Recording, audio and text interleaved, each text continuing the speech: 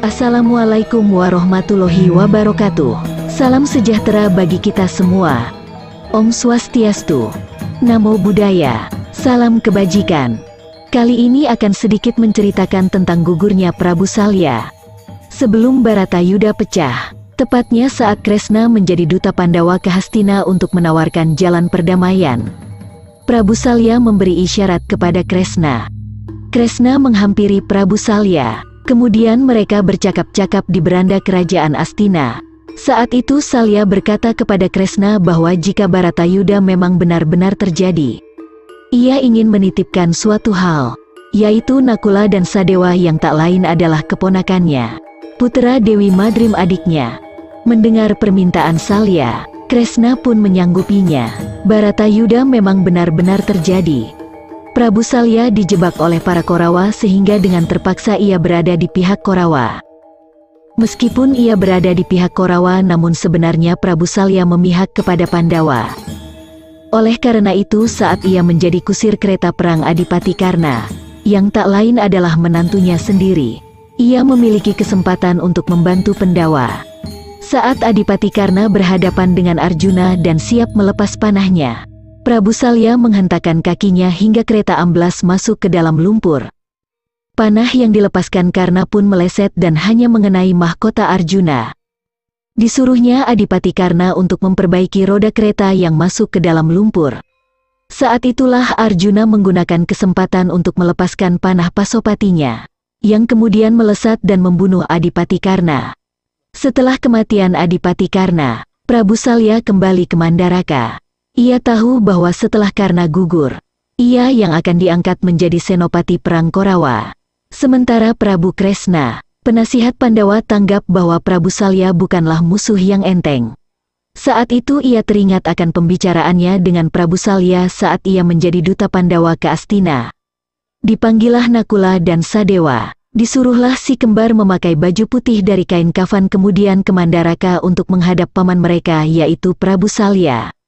Kresna berpesan kepada Nakula dan Sadewa agar mereka segera minta mati ketika mereka sampai di depan Prabu Salya. Nakula dan Sadewa tahu bahwa mereka dikorbankan oleh Kresna, namun mereka tetap menjalankan perintah Kresna, meskipun mereka sebenarnya sangat sayang kepada pamannya Salya. Sesampainya di Mandaraka, Nakula dan Sadewa segera bersujud di kaki pamannya. Sesuai dengan pesan Kresna, mereka menangis dan minta mati. Salya tentu saja kaget dengan apa yang dikatakan oleh si kembar, keponakannya yang sangat ia sayangi. Salya pun kemudian bertanya, "Siapa yang menyuruh kalian kemari keponakanku tersayang?" Nakula dan Sadewa menjawab, "Tidak ada paman, kami datang ke sini menghadap paman, tidak disuruh siapa-siapa." Prabu Salya tersenyum saat mendengar jawaban keponakannya. Ia pun lalu berkata, "Kalian tidak bisa membohongiku. Aku ini paman kalian, lebih banyak makan asam kehidupan daripada kalian. Aku tahu kalian disuruh oleh Kresna bukan?" Nakula dan Sadewa tidak berani menjawab. Mereka membisu. Prabu Salya kemudian berkata kembali, "Apa yang kalian inginkan keponakanku? Apa yang kalian inginkan dari pamanmu ini nak?" Nakula dan Sadewa dengan berat hati pun menjawab, "Paman, daripada kami mati di Baratayuda menghadapi paman, lebih baik sekarang kami minta mati di tangan paman." Salya tersenyum dan matanya berkaca-kaca. "Anakku Nakula dan Sadewa, setiap aku melihat kalian, aku selalu teringat akan Madrim adikku yang telah meninggal saat melahirkan kalian. Maka bagaimana aku tega membunuh kalian anakku? Katakan anakku, katakan, apa yang kalian inginkan, katakanlah." Nakula dan Sadewa tak dapat lagi menahan air matanya.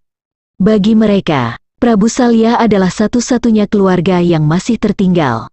Ibu mereka Madrim wafat saat melahirkan mereka, sementara Pandu, ayah mereka, meninggal beberapa saat kemudian karena kehabisan darah karena tertusuk keris Prabu Tremboko dari Pringgadani. Dan kini, haruskah mereka merelakan kematian paman mereka yang sangat sayang dan mengasihi mereka?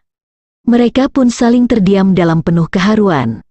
Prabu Salya lalu berkata memecah keheningan, "Anakku, segeralah kalian kembali. Katakan kepada Kresna, Besok saat aku maju menjadi senopati perang Kurawa dalam Baratayuda, agar Yudhistira yang menghadapi aku. Dan sekarang segeralah kalian pulang.